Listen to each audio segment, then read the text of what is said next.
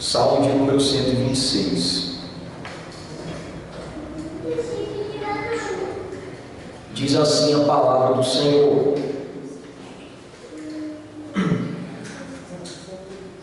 quando o Senhor restaurou a sorte de Sião, ficamos como quem sonha. Então a nossa boca se encheu de riso e a nossa língua de júbilo. Então entre as nações se dizia: grandes coisas o Senhor tem feito por eles. Com efeito, grandes coisas fez o Senhor por nós, por isso estamos alegres. Restaura, Senhor, a nossa sorte como as torrentes do Neguebe. Os que com lágrimas semeiam, com júbilo ceifarão. Quem sai andando e chorando, enquanto semeia, voltará com júbilo, trazendo os seus feixes. Vamos orar por mais um momento. Senhor Deus, muito obrigado porque a Tua palavra foi lida diante da Tua igreja. Que o Senhor possa iluminar nossa mente, para que nós possamos compreender a pregação, e que o Senhor Deus possa falar poderosamente aos nossos corações. Nos ajude, Pai, a nos ater aqui na mensagem, prestar muita atenção naquilo que o Senhor quer falar com a sua igreja e com cada um de nós. Esteja conosco, Espírito Santo, tenha misericórdia de nós, para a glória do Teu santo nome e para a nossa alegria, em nome de Jesus. Amém.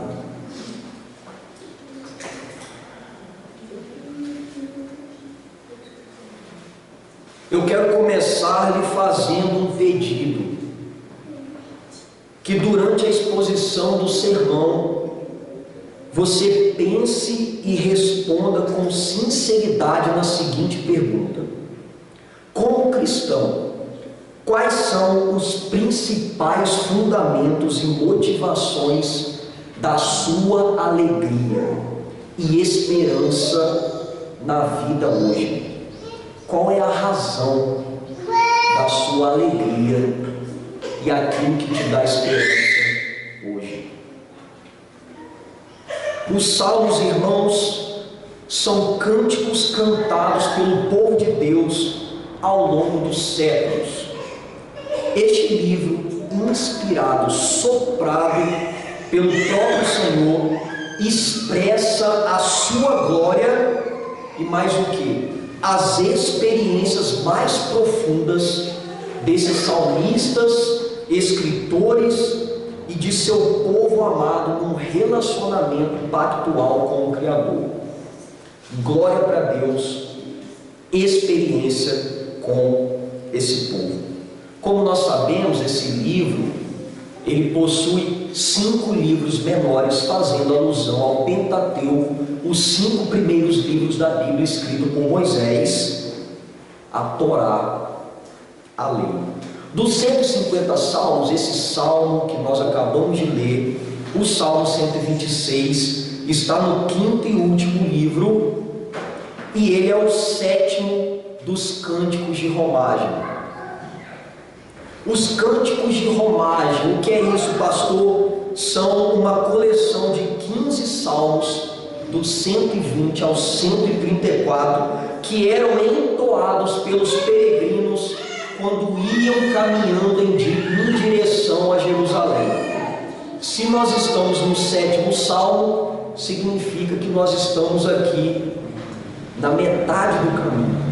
Daqui a pouco a gente chega lá, conclui a série, não é mesmo? E Deus tem nos enriquecido tanto com essas mensagens.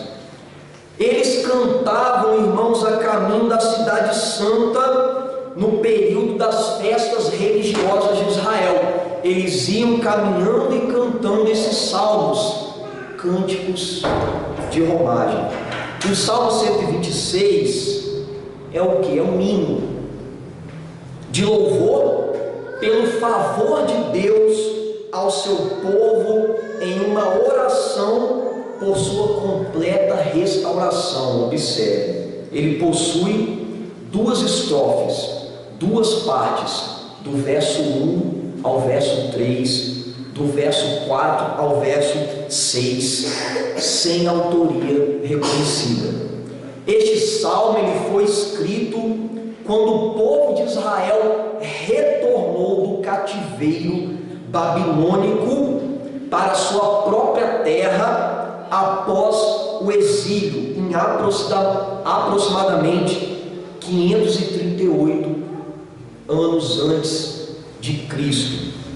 Um salmo para os repatriados, aqueles que estavam retornando para a terra prometida, lutando com as dificuldades então de recomeçar a vida naquele lugar da restauração.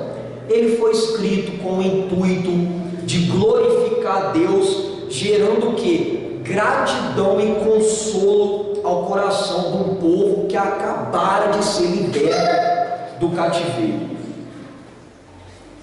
Irmãos, o salmista aqui se alegrou no Senhor pela libertação de Sião, do povo, com a viva expectativa da restauração futura.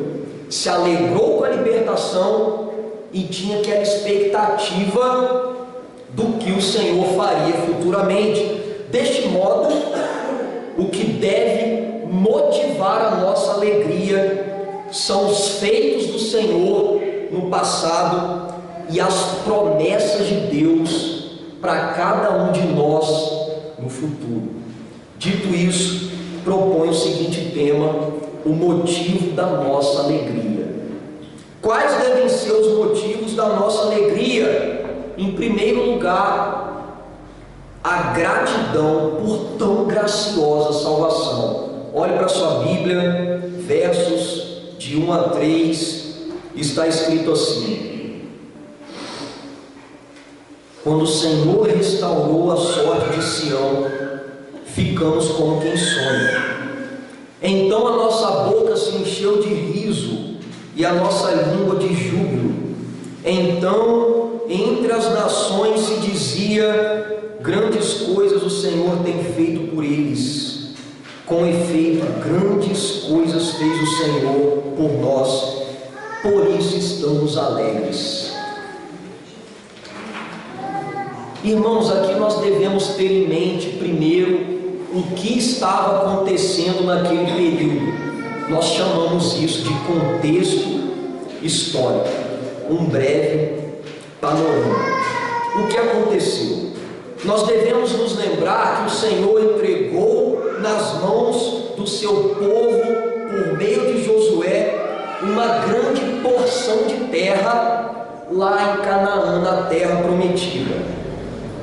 Pronto, vamos lá.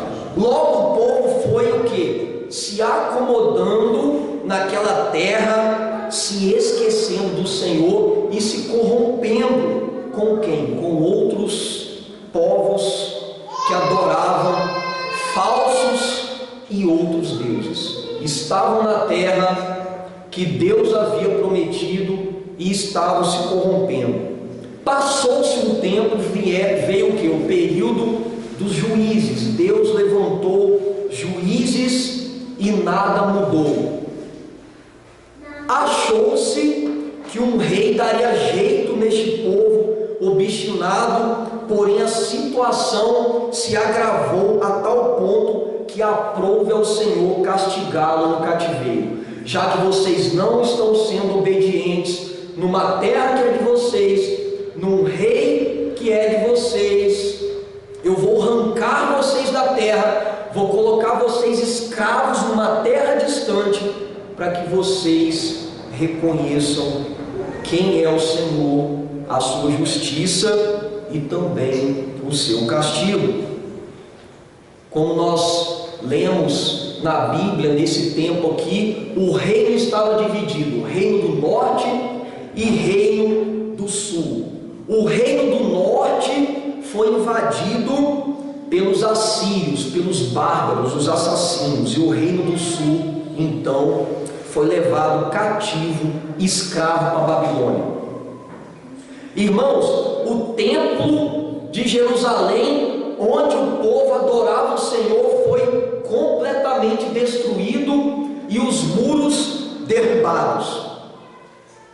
quando beiravam a 70 anos de escravidão, longe de sua terra, a Babilônia caiu diante da Pérsia pelas mãos do rei Ciro. O próprio Deus levantou Ciro, esmagou a Babilônia caiu, e o povo de Deus então foi liberto e foi trazido de volta para sua terra, de volta para casa, iniciando um novo tempo de restauração após a tormenta. Diante de tamanha libertação, no verso 1, aí na sua Bíblia, o salmista diz que o Senhor restaurou a sorte deles. O Senhor os abençoou, irmãos, ou seja, se lembrou e salvou o seu povo das mãos de inimigos vorazes. Eles ficaram, diz o texto, como quem sonha. Vocês já sonharam com uma coisa boa, tão boa, que vocês nem quiseram acordar? Eles estavam assim, sonhando, maravilhados. É como um homem que fica aproximadamente 20 anos preso e de repente chega um advogado, um juiz e diz assim para ele: você está livre, você vai poder ver sua família, você vai poder voltar a trabalhar, você vai poder voltar para casa. Imagina a alegria desse homem. Esse povo estava maravilhado porque o Senhor os libertou do cativeiro. O verso 2 diz que a alegria era imensa, a nossa boca se encheu de riso. Eles ficavam rindo, maravilhados, não paravam de rir. O louvor era ininterrupto, a nossa língua se encheu de júbilo. E que isso provocou a admiração e o reconhecimento até entre outros povos, como diz o texto: grandes coisas o Senhor tem feito por eles. Os outros povos reconheceram o que Deus estava fazendo no meio daquela libertação. Isaías havia profetizado acerca disso. Diz assim o texto: não tremam, não tenham medo. Não anunciei isto e não o predisse muito tempo atrás? Vocês são minhas testemunhas. Há outro Deus além de mim? Não existe nenhuma outra rocha, não conheço nenhuma. Isaías 44:8. E no verso 3 ele conclui reconhecendo que as mãos poderosas de Deus verdadeiramente estavam com eles. Diz o texto: com efeito, grandes coisas fez o Senhor por nós, ilustrando o grande poder e bondade de Deus. Existem alguns livramentos na nossa vida, coisas que Deus faz, que nós conseguimos praticamente ver as mãos de Deus operando em nós. Isso é maravilhoso. E esse povo estava maravilhado porque eles viram: realmente Deus nos tirou do cativeiro e está nos levando de volta para a terra prometida. Irmãos, tanto na libertação do povo de Israel lá no Egito, debaixo do domínio de Faraó, quanto nesse regresso aqui, eles estavam na Babilônia e foram salvos, prefiguram a vinda do Senhor Jesus, o Messias prometido, que viria para trazer verdadeira libertação para o povo de Deus. O Antigo Testamento apontando para o nosso Senhor Jesus Cristo por meio desse acontecimento aqui. Duas manifestações do poder salvador de Deus para com o seu povo, que prepararam o caminho para a maior obra salvadora de todas, a salvação única, completa, suficiente, grandiosa em Cristo sobre os crentes. É neste momento que nós também devemos olhar para trás, como o salmista fez, e nos lembrar de tudo que Deus fez por por nós em Cristo Jesus. É muito triste nós olharmos a nossa vida regressa, como nós éramos sem Cristo. Dói o coração, mas nós devemos lembrar o que Deus fez para com cada um de nós, irmãos. Além de mortos espiritualmente, estávamos presos em um cativeiro muito pior, escravos da própria vontade e do pecado. Fazíamos aquilo que nós queríamos fazer, o que desce na telha, dominados por Satanás e iludidos por um mundo perverso que jaz no maligno, presos, iludidos, vagando num mundo de escuridão, de densas trevas. Tínhamos uma dívida impagável para com Deus por causa da nossa própria culpa, e Cristo, irmãos, cancelou todo escrito de dívida, encravando na cruz. Cristo triunfou, diz o texto, sobre os principados e potestades, despojando-os e humilhando-os. Colossenses 2,15. Por isso, nós podemos agora respirar aliviados o ar da liberdade. Certa vez eu estava vendo um filme onde as pessoas eram trancadas numa câmara de gás, elas não conseguiam respirar, elas estavam sendo intoxicadas. De repente alguém abre a porta e elas saem, e elas conseguem respirar aliviadas. Nós estávamos intoxicados com a podridão do pecado do mundo. Cristo abriu a porta e disse assim: saia daí, respire um ar puro. Por isso nós podemos agora respirar o ar da liberdade, nos alegrar em novidade de vida e louvar o seu excelso nome em toda e qualquer circunstância, irmãos, nos alegrando na presença do Senhor, como comentou Stephen Willie. Ele disse assim, preste muita atenção nessa citação: a verdadeira alegria não consiste em viver sem problemas ou estar tudo bem. A verdadeira alegria consiste em ser liberto, restaurado e reconciliado com Deus. Essa é a verdadeira alegria.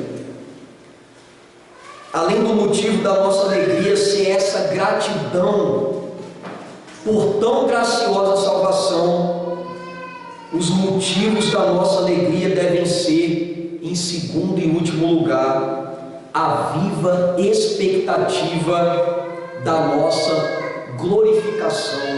Eu vou estar explicando isso aqui. Olhe para a sua Bíblia, versos 4 a 6, diz assim: restaura, Senhor, a nossa sorte como as torrentes do Negueb. Os que com lágrimas semeiam, com júbilo ceifarão. Quem sai andando e chorando, enquanto semeia, voltará com júbilo, trazendo os seus feixes. Que texto lindo, né? Isso aí está na boca do povo. Quem semeia chorando, colherá com alegria. Vocês já ouviram, mas agora eu vou explicar o que realmente o texto diz. É bem parecido com isso, mas nós vamos aprofundar um pouco mais. O salmista aqui, ele sai de um canto de júbilo nos versos de 1 a 3 para uma intensa oração nos versos de 4 a 6. Ele estava cantando, jubilando, agora ele começa a orar. Ele deixa de olhar para trás. O primeiro movimento do salmo, ele olha para trás o que Deus fez, e agora ele passa a olhar e manter a sua atenção no que está acontecendo no presente, com vistas no futuro. Veja, o povo aqui já havia retornado para a terra, mas a realidade do povo em seu retorno estava mais dura do que eles poderiam imaginar.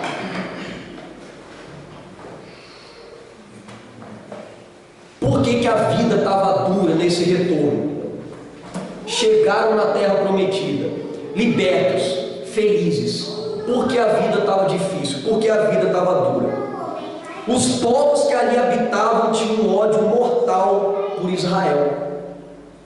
Imagina você estando na sua casa e a sua vizinhança te hostilizando, querendo te expulsar dali, querendo te matar, querendo te oprimir. Esse era o sentimento. A reconstrução estava difícil. As pressões externas e internas assombravam os seus corações. Foi quando Deus levantou homens para restituir a sua lei entre o povo, como Esdras. O que Esdras fez? Vamos voltar à palavra. Chegamos na terra, vamos voltar à palavra, à lei.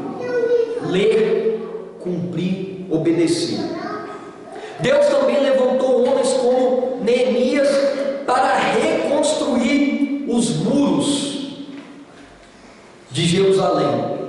Vamos proteger a cidade. Estamos aqui, estamos sendo hostilizados, vamos proteger a cidade, vamos reconstruir os muros. Homens como, por exemplo, Zorobabel para reconstruir o templo. Vamos restabelecer a adoração.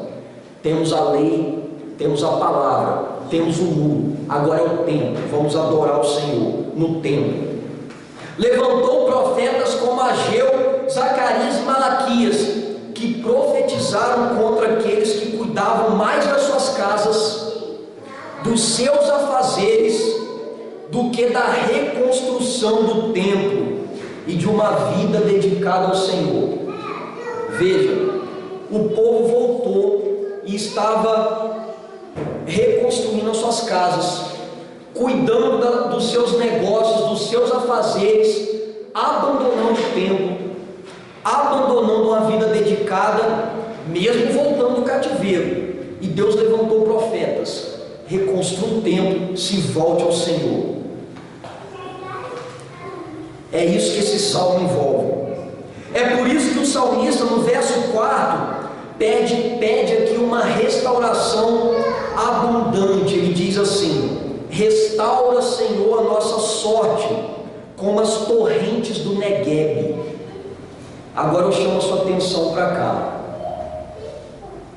Quem aqui já ouviu falar nas torrentes do Neguebe? Levanta a mão.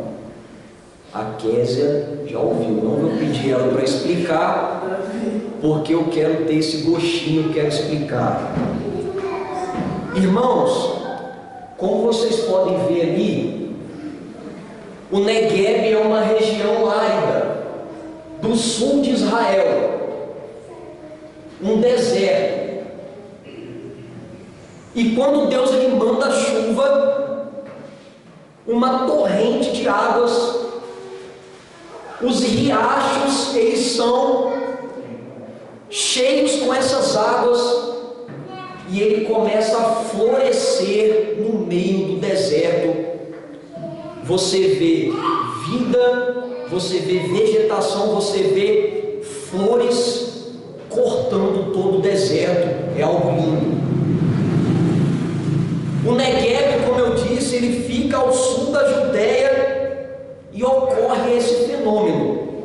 De repente, torrentes de água enchem os rios, florindo, fertilizando uma terra que estava seca. E o salmista que ele ora, para que o mesmo alívio que o Senhor trazia à terra seca, ele também pudesse trazer ao coração desse povo sofrido. Nós estamos de volta na terra, está difícil reconstruir, alivia a nossa vida, nos restaura plenamente, como o Senhor faz no Negueb. Como diz Isaías: as regiões desabitadas e o deserto exultarão, a terra desolada se alegrará e florescerá como um açafrão. Coisa linda. Ele, de modo semelhante, continua no verso 5 dizendo: quem semeia com lágrimas, colherão com alegria. Que embora as sementes estejam caindo em terra árida, as águas estão a caminho para fazê-las germinar, fazendo com que o pranto se torne em alegria. Quem aqui já semeou em terra seca?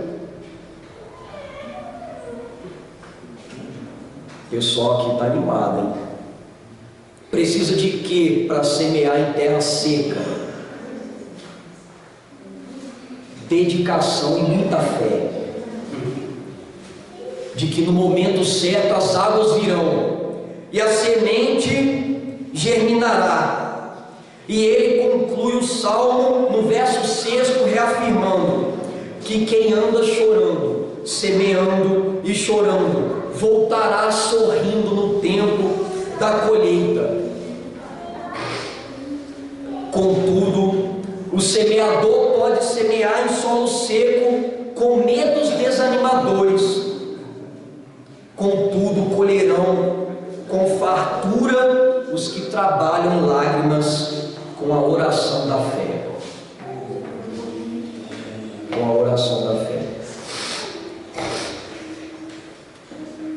Olha que verdade espiritual importante. O reino já veio. Ainda que o reino já estivesse sido estabelecido entre nós pelo próprio Senhor Jesus, como ele mesmo disse: é chegado o reino de Deus sobre vós, Lucas 11:20. E como ele também disse: o reino de Deus está dentro de vós, Lucas 17:21. O reino ainda não foi consumado. O reino já veio, já está dentro de nós, mas não foi completado, não foi consumado.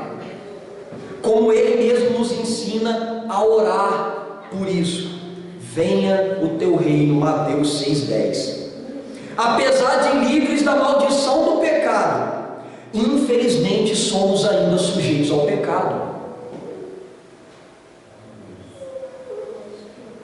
Mesmo que libertos e restaurados, irmãos, a nossa restauração final, chamada de glorificação, quando nós nos encontraremos com Cristo e seremos com Ele glorificado, ainda não chegou.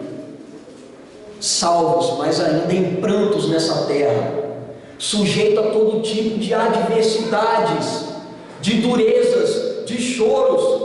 Embora alegres, somos acometidos pelo choro e pela dor, mas com a viva expectativa depositada no vitorioso dia final com Cristo.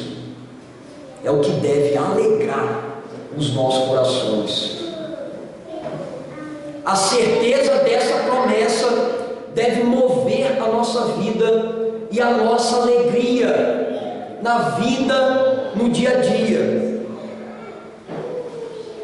Perante o salmo exposto, veremos quais lições ele nos apresenta,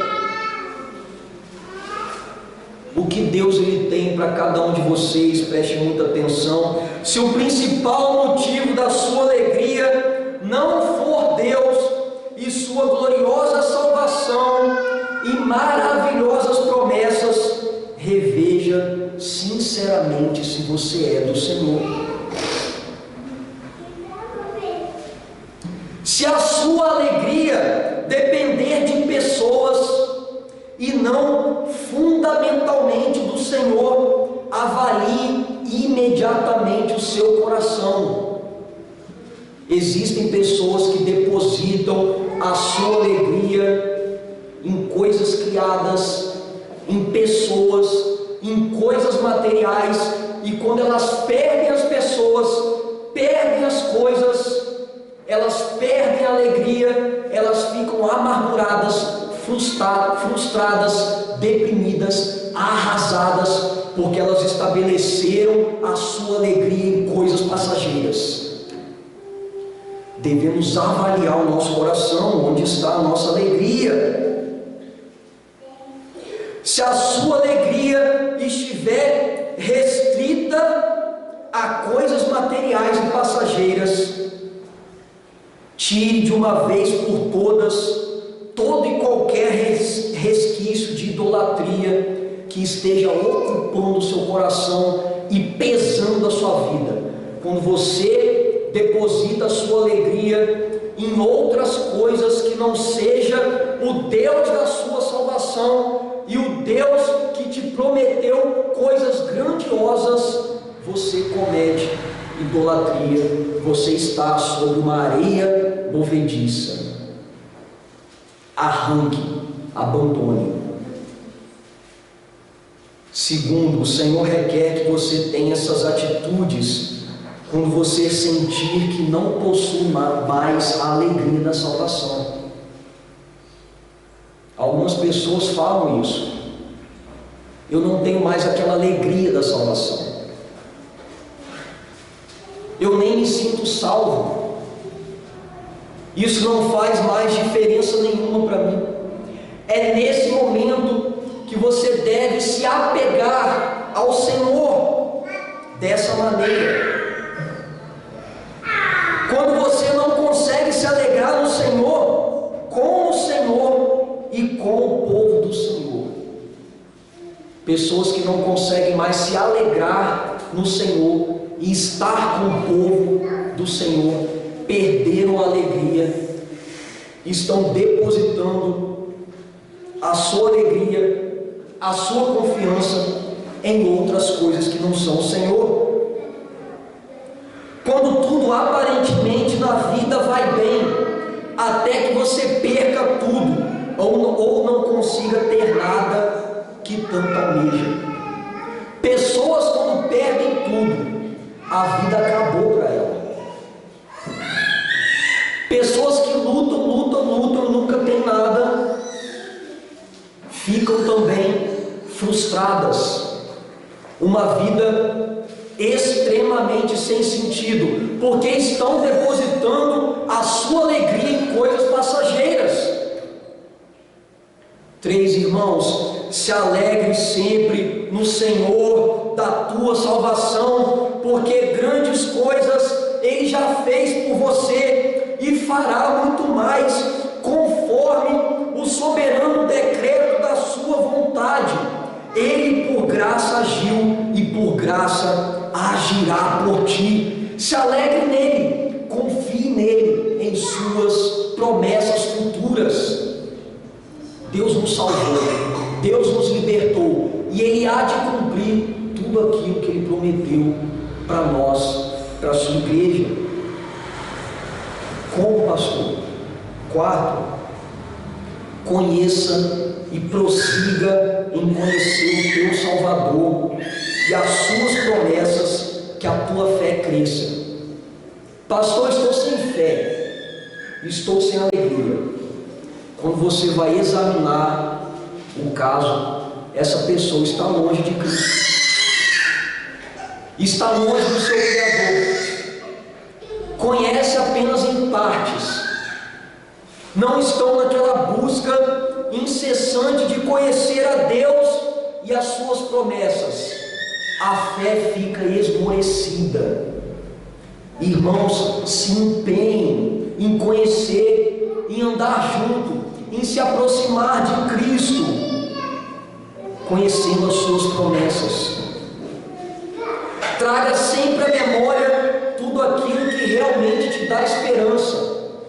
Pense em Deus, pense nas promessas de Deus, pense no que Ele fez, no que Ele está fazendo e no que Ele irá fazer. É o que motiva o nosso coração, é o que enche a nossa vida de alegria e de fervor. É quando vivemos na presença de pensando naquilo que nos dá esperança. Mas não só isso. Ore pedindo mais graça a Deus e alegria no coração. Existem dias que estamos arrasados. Nós achamos que tudo acabou. É nesse momento que você deve dobrar o seu joelho e clamar a Deus para que Ele renove as suas forças, alegre o seu coração na presença dEle, para que você possa suportar a caminhada e aquilo que Ele tem preparado para cada um de nós. Decida começar o dia se alegrando nele com mais satisfação e intensidade. Decida isso. Acorde se alegrando nele, satisfeito nele, com a sua salvação, com aquilo que Ele está operando em vós e com aquilo que Ele fará. Independentemente da conclusão que chegamos, irmãos, da pergunta do início do sermão sobre as razões da nossa alegria, o Senhor nesta noite, por meio da sua palavra, Ele nos trouxe o conforto. Ele nos confortou, nos assegurando que temos sim um motivo para sorrir e nos alegrar no Deus da nossa salvação. Fique de pé, eu quero orar por você.